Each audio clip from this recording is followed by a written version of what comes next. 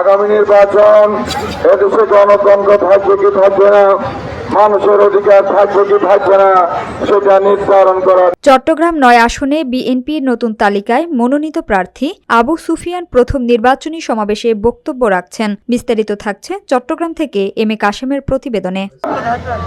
এটা ইনশাআল্লাহ আমাদের বিজয়ের পথকে আরো এগিয়ে দেবে। আজকে আগামী নির্বাচন বাংলাদেশের ভবিষ্যৎ নির্ধারণের নির্বাচন। আগামী নির্বাচন এদেশে গণতন্ত্র থাকবে কি থাকবে না, মানুষের অধিকার থাকবে কি থাকবে না, সেটা নির্ধারণ করার নির্বাচন। আগামী নির্বাচন হচ্ছে এদেশের মানুষের ভাগ্য উন্নয়নের নির্বাচন। এদেশের সংখ্যাগরিষ্ঠ মানুষ আজকে দরিদ্র সীমার নিচে বসবাস করছে।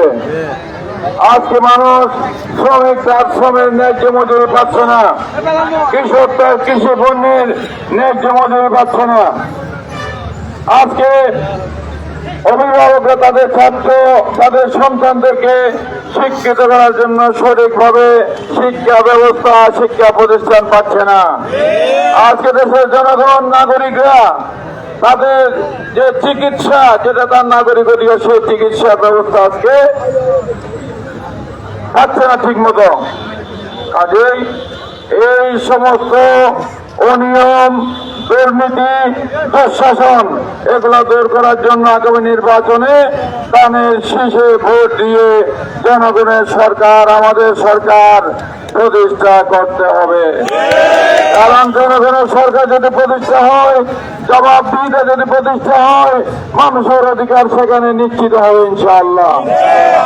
আজকে নির্বাচনী যে রোড ম্যাপ, নির্বাচনী যে ট্রেন ইনশাআল্লাহ শুরু হলো এই পূর্ব বাঁকুড়িয়া থেকে ইনশাআল্লাহ চট্টগ্রাম নয় শুধু বাংলাদেশে, শুধু চট্টগ্রাম নয় সারা বাংলাদেশে ধানের শীষের বিজয় রেলি এই বিজয় রথ ইনশাআল্লাহ চলমান থাকবে। আপনাদের সবাইকে ধন্যবাদ জানাচ্ছি, কৃতজ্ঞতা জানাচ্ছি। আসলে এই প্রোগ্রামটা একটু নির্ধারিত খুব তাড়াহুড়া করে প্রোগ্রামটা বোধহয় করা হয়েছে। তারপরেও যে পরিস্থিতি উপস্থিতি আমি অত্যন্ত কৃতজ্ঞ আপনাদের প্রতি। যে মিছিলটা যেদিকে যাবে আপনারা সবাই সুশৃঙ্খল থাকবেন, আর পারলে রাস্তাঘাটে অন্তত একসাথে গাড়ি চলে সেই ব্যবস্থা করবেন। রাস্তাঘাটে বন্ধ করে মানুষের দুর্ভোগ যাতে না হয় সেই ব্যবস্থা আপনারা সবসময় নেবেন এবং সুশৃঙ্খল থাকবেন।